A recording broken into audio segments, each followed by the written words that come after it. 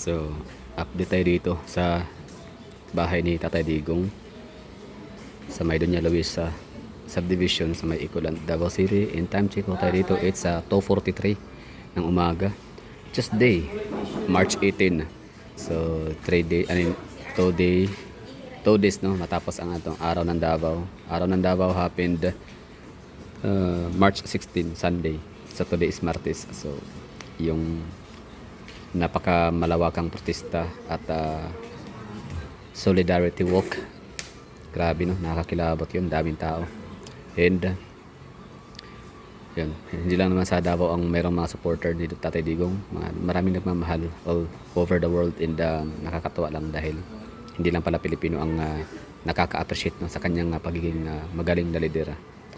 Anyway, so dito nga tayo sa labas ng bahay ni Tatay Digong noong pumutok yung balita na merong search warrant na yun na nga hahalugubin lahat ng bahay ng mga Dutertes. Kumbaga applicable or applied siya sa lahat ng mga bahay ng Dutertes. Ibig sabihin hindi lang kay Tatay Digong and Hanilet Avancenia, kundi pati sa kanyang mga anak no, sa mga Duterte siblings at possible pwede sa mga apo no? So yun yung sabi ni VP Sara Duterte. And diba si VP Sara Duterte ay nagbigay siya ng statement na inabisuhan niya ang kanyang mga kapatid na wag nang lumaban or wag nang makipagpalagan or walang magpapakita ng resistance. Kumbaga hayaan lang no, ang mga kapulisan sila General Torre na gawin ang talagang ano man ang gustong gawin, na hayaan na lang. Basta importante ay yung mga valuable items, yung mga most important na mga documents, papers, mas secured, no? Safe. Tapos hayaan na sila na gawin nila ang gusto nila. Bahala na. Basta maximum tolerance, huwag pakitaan ng pagpalag. So yun po yung context, no? Bakit may mga ganitong ganap dito sa Davao City na vigil events or mga vigil no, na mga taga-suporta ni Tatay Digong. So yun nga, pumutok ng balita, it's March 13. That's Miyerkules ng gabi. And expected na mag-arrive no, ang tropa ni Gintore tsaka kanyang mga kasamahan.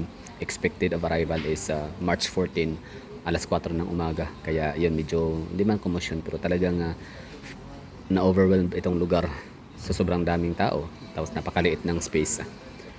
So, by 4 a.m., yun ang so March 30 ng gabi, that's Miyerkules. So, ilang araw na ba ngayon dito? Pang ilang morning ko na to dito, no? So, first morning ng 14, that's Huwebes. Biyernes naman is 15, 16, tama ba? Huwebes morning, Biyernes morning, 14, 15. 14 pala, no? Basta nakaligtaan ko na. Basta dito ako nung since day 1. Hanggang ngayon. So I think it's pang-apat ko na to. 14, 15, 16, 17. So yung pang-apat or pang-lima, whatever. Basta ito yung ganap dito, mga hagala, no? Mga kapwa kong Pilipino na kahit hindi man ganun ka-diehard ang iba kay Tatay Digong, pero nagpapakita ng suporta dahil nga sa marunong sila mag-appreciate. Grateful sila sa time na si Tatay Digong ay naging presidente. So kahit napaka-short nung 6 years, still maraming nagagawa si Tatay Digong. Daming problema na kinakaharap ang bansa nung siya ay mag-asomba ng office kasi daming ang iniwan ng mga problema, no? Problema sa ekonomiya, if I'm not mistaken, sa panahon ni Pangulong Roy Arroyo. And kaya Pinoy naman yung mga criminality crimes, and daming mga projects na hindi nagagawa, mga PPP. Although may mga din naman, mga projects na natapos din naman sa time ni Tatay Digong na kung credit lang pag-uusapan, credit din naman talaga kay Pangulong Benigno Aquino. And wala naman tayo dapat pagdebatihan dyan kung kaninong legacy. Ang mahalaga na nasimulan nito ni Pinoy at tinapos pa rin ito sa panahon ni Tatay Digong. So yun yung point dyan. At wala naman pakialam si Tatay Digong kung kanino i-credit. Ang sa kanya kasi pinaka matters most is yung beneficial, napapakinabang siya ng buong Pilipino. So ito yung dito ganap. Mga tao yan, antabay. Tapos punta pa tayo sa unahan ngayon para makita natin. Ipakita ko sa inyo yung itsura ng ang dami ng tao, no? At saka tatanong natin kung taga saan sila. So 2:47 na ng umaga. Kasi dito, ang dito parang rotational or relievo, no? Salitan. So after nila ngayon, for example nung nakaraan, may taga Barangay 10A. Merong taga Barangay Colosas kagabi no, Colosas, mga taga Paquibato District. Tapos nung nakaraang gabi naman ay taga Kalinan. May mga taga Maa. Basta mikos-mikos dito. Davao City consists of napakaraming barangay. I think nasa hundreds, 100 plus no, 163 or 136 na. So tingnan natin na lang siguro mamaya. So ngayon dito muna tayo. Tingnan natin yung mga kapwa Davawinyo natin. So yun no, bali itong mga kasama natin dito ay mga taga na sila. So barangay, sa ito ka barangay? Lumia. Lumia. Pila ka barangay ang ano, Paquibato? 13. Okay. So basta ko pa rin Kalinan. Kalinan is 16 barangays. Tapos Paquibato is meron silang 13 barangays. So yung binabanggit ko dito, just in case mga hindi taga Davao dyan. Ang Davao City consists of 11 administrative districts. So yun yung ano, District 1, pinakamalaki. Population district. So yun po yung bilong sa District 1. Halos buong District 1 ni Kong Pulong is population district lang yan. Tapos yan, population district, meron kaming Buhangin district. Bunawan district, tama ba ko? Bunawan district. Buhangin district, Paquibato district. Ito yung lugar nila, Paquibato district is ano yan, parang nagsisit siya as boundary sa Bukidnon, no? Bukidnon and Davao del Norte. And Talaingod. Tsaka ano pa, Marilog district, Tugbok district, Mintal district. Tama ba? Mintal is part sa Tugbok, di ba? O lahi po na sila ng distrito. Lahi na murag distrito po sila, no? Iyon, no? So Mintal district, Kalinan district, Toril district, and Talomo district. Iyon, Buhangin district. So yung 11 administrative districts namin, syempre may mga barangay. So for example nga Paquibato districts, meron silang 13 barangays. So mao nang Paquibato district. Unsay gay mga farms gani, saging sagara no. Kakao, kape. Goma. Daghang goma murag sawata yata no. Oo. Sawata, Davao del Norte. So yun, ito yung mga kasama natin ngayon. Tapos rotation, no? Bukas meron yung nasakyan kong taxi driver kanina, president pala siya ng riders, no? Tapos bukas daw sila dito ulit naman, assigned duty. Sige sir ha. Ito nga, yun. Ito pa dito mga hindi ko alam kung taga saan itong mga to, baka population district lang din. Napakaling tulong ng camera, mga vlog, live kasi yan documenting. So ulitin ko ang paulit-ulit ito na information just in case na may makapanood dito na taga Davao City tapos papunta kayo dito sasama sa VGN. Tapos nataon na pumunta dito yung si General Torre. Ang gagawin ho natin is lang, kalmado lang dapat, hindi tayo manggugulo, no? Kumbaga huwag tayong mag-resist, hayaan lang sila na gawin yung gusto nilang gawin. At kumbaga maximum tolerance. Kumbaga ang purpose lang bakit tayo pupunta dito habang sinesearch nila yung bahay ni Tatay Digong dito sa Doña Luisa is para lang manmanan sila or bantayan, no?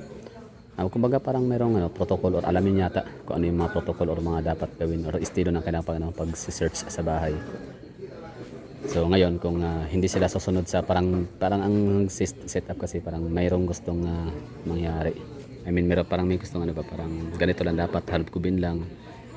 So, parang mayroong gustong ipaprotocol sila dito sa pag-search sa bahay ni Tatay Digong. Tapos ngayon, kung hindi yun susundin ng tropa ni General Torre, kasi nga meron din silang sariling estilo sa pag-search. For example, ayaw ng mga Duterte supporter or ng mga Duterte family talaga na sirain kahit anumang parte ng bahay nila, ingatan. Pero siyempre sa kanila hindi naman nila susundin yun kasi nga unang-una napakabuli nga nila, wala silang pakialam sa mga tao. Pag pwede nga ikalad ka rin nga sila Tatay Digong sa may Villamor Airbase kung pwede lang. So kakalag ka rin niya. So ganun ka walang respeto, walang galang sa kahit sana na tatay na lang sana or lolo ganun. Yung edad na lang sana i-consider natin. Kahit kalimutan niyo lang na most loved and most popular person sa Pilipinas. Most followed, most influential na tao si Tatay Digong. landslide ang votes niyan ha, noong 2016. Pero ganun na lang talaga siya tratuhin ni General Torre. Di ba nakalungkot yun? Which unfair yan talaga yan sa, lalo na sa first family, sa kamag-anakan, mga anak, asawa, kapatid. Napaka-unfair nun na makita yung kailang kapatid na tinatrato ni General Torre ng ganun-ganun na lang. Very disrespectful. So yun na nga, bali kung i-search nila yung bahay na masusunod yung lang gusto, gigibain nila, sisirain, kung ano ang mga diskarte ng paraan nila ang gagawin. So hayaan pa rin, sabi nga ni VP Sara. Tapos ang purpose naman natin dito, tayo mga supporter, kahit hindi vlogger, basta mayroong cellphone, pwedeng videohan lahat ng ginagawa nila. So at least documented para the moment na or the time will come na kakasuhan sila sa kailang pinagagawa, pangharas or yung mga pagsira ng mga kagamitan for instance, diba? So at least merong mga makukuhang ebidensya, meron tayong masasubmit or maipakitang mga kuha, mga video, mga footages. Yun ang ginagawa nila yung mga ganong mga bagay, hindi siya allegation lang or bintang, no? Kasi meron talaga on camera. So, ito dito, itong mga pagkain pala dito na nakita natin. So shout out yan sa mga nagsasabing bayad ang mga nagpupuntahan dito, mga may talent fee. Hindi yun totoo. So itong mga dito, mga pasnacks, yan, galing yan sa mga supporter din ng mga FW. Kumbaga parang contribution nila para sa ating mga andito din. Kahit paano meron din silang daw, parang ambag, ganun, contribution. Pero kaalam nyo, kahit wala kayong pabigay ng mga pagkain, prayer talaga, napakalaki contribution para sa lahat. Thank you. Sir, bila to ko buo? Bila to ko buo?